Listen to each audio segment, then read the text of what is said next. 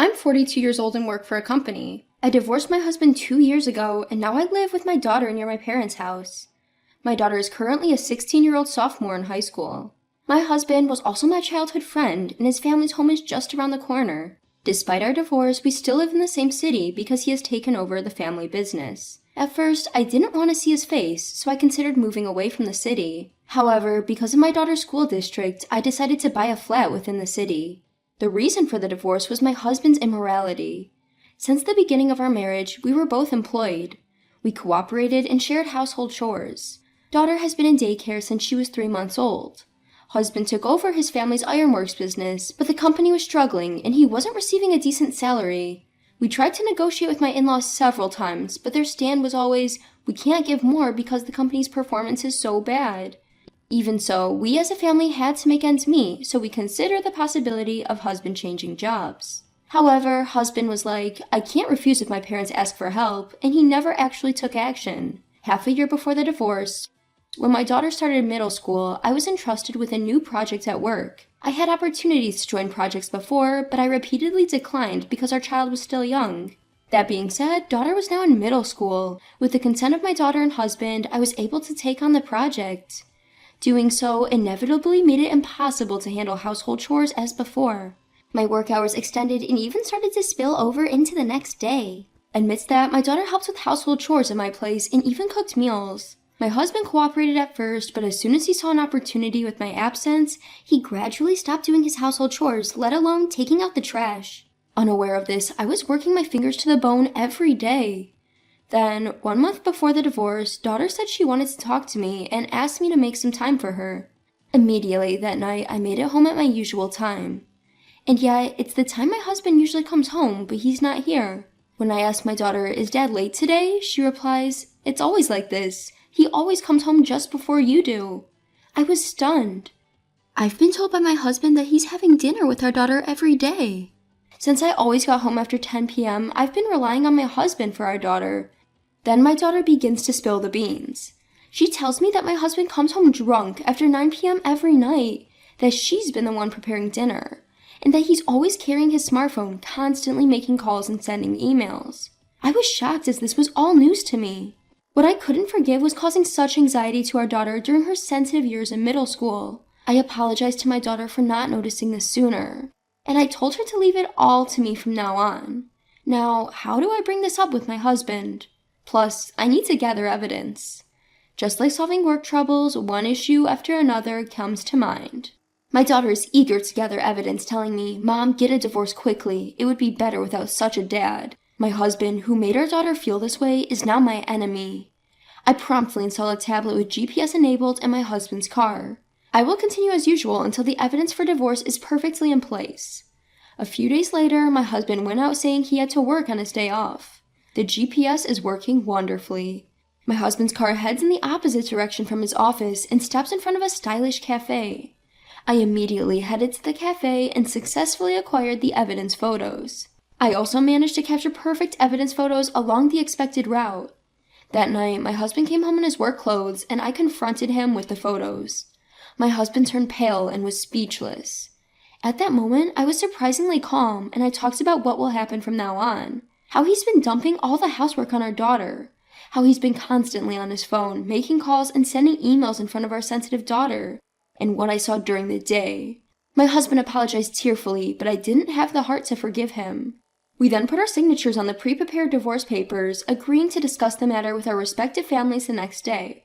When I broached the subject of divorce with our daughter, she agreed, provided I promised to secure custody. From there, things moved rapidly. My in-laws initially implored us to reconsider the divorce, but fell silent once they realized their son was to blame. Once the decision was made, things moved quickly. My parents said come home, but my daughter expressed her desire to live just with me and even offered to help around the house, so we began looking for a new place together. We were excited about finding somewhere stylish and close to her middle school. We then found an incredibly stylish renovated flat. Both of us agreed it was the one. I decided to buy that second-hand flat. Fortunately, I have a steady job, so we could afford it with payments similar to a monthly rent. My husband moves back to his parents' house. Life with my daughter after that was truly enjoyable. I was delighted to see how much she had grown, becoming not just my child, but also a friend with whom I could share anything. Several months later, during one of our busy but happy days, I received a call from my parents' house. "Listen, your ex-husband and his mother just showed up. They say they have something to discuss with you but can't get in touch. What should we do? Should we send them away?" I was surprised, but decided to head over. I had blocked all forms of communication from my ex-husband, so the inability to reach me was my responsibility. It's a 5-minute drive to my parents' place, so I hurried right after receiving the call. When I arrived, my mother approached me with a wry smile. "I didn't expect him to come here with his mother. They seem distressed about something. Your father and I have no clue what's going on. We were surprised." I apologized and said, "I'll get them out of here as soon as possible," and walked into the house. In the living room, they were both seated politely. My father confirmed my presence and addressed them. "What brings you here? I can't imagine there's anything to discuss at this point." My ex-husband then spoke up. "I had lent $20,000 to your daughter. I'd like it to be paid back." I was confused and said, "What $20,000? I don't recall borrowing any such amount."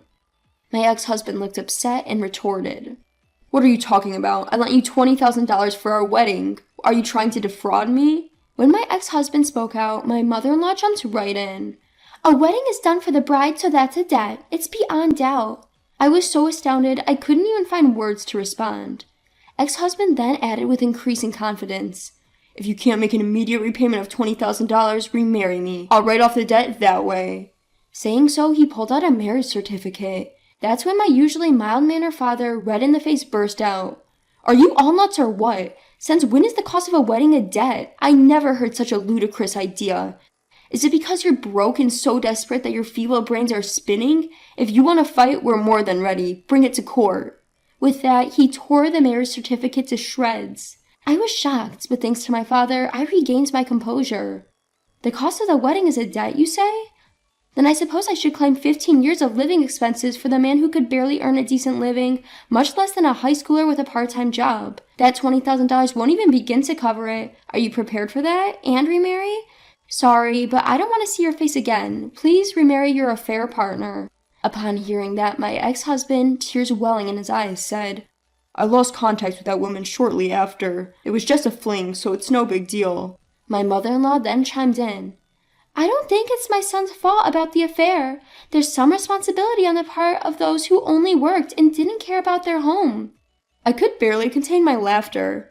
"Come on now, it's clearly your son who's in the wrong here. He did have an affair after all. Neglecting his home and having an affair is on him. Are you sure you're okay in the head?" Ex-husband, looking quite uncomfortable, then said, "I want to start over, but I really need some money." Money, of course. I knew I was more financially stable than my ex-husband, and I knew about his spending habits. I sighed deeply. "I'm sorry, but I can't fulfill your request. This is not a bank or a payday loan service. If you're broke, you'll have to live frugally. Please leave." Then my mother-in-law said, "Then how about $10,000? Or even $5,000 would do. Just lend us some money. Our business has been going downhill and we're really struggling." As I was about to refuse, my father chimed in. "Hey honey, could you pack up some leftovers for 3 people? He asked my mother. With a warm smile, she gladly got to work. My father continued, "The best we can do for you is this. We've always taught our daughter to help those in need, but that doesn't mean we expect her to become a puppet to their whims. It means offering genuine help. We believe Jane has grown into a strong, responsible adult. Please take home a meal made with pride by my lovely wife today. And from this day forward, please stay out of our family's life." With that, he opened the front door, ushering them out. My ex-husband and mother-in-law took the packaged dinner my mother prepared and quickly left. Once they were gone, my parents and I exchanged glances. I couldn't help but laugh and say, "What was that? It was so absurd I can't believe it. It felt like we stepped into a TV drama or something." My father responded, "Well, it was definitely more entertaining than a lousy drama. But I'm really proud of you, Jane. You've grown so strong." My mother also chimed in, "You really have grown strong. I'm surprised and proud. And what a sight that was. I put all the dinner in their take-home boxes. What are we gonna do now?" she said with a laugh. I suggested, "Let's go out for dinner, all of us together. I'll pick up my daughter and I'll treat you guys as an apology for causing trouble. I don't want to owe anything to anyone." My parents were delighted with the idea. Of course, our dinner conversation was dominated by the day's events. Word got around later that my ex-husband's metal workshop had gone bankrupt. Having only ever worked there, he started another job but couldn't last long due to frequent absences. The place where my ex-husband's family home used to be had also turned into an empty lot. As for me, my life continues to be busy as usual. My daughter is growing up to be a well-behaved girl and hasn't hit her rebellious phase yet. I use my ex as a negative example and hope she will marry a wonderful partner when the time comes.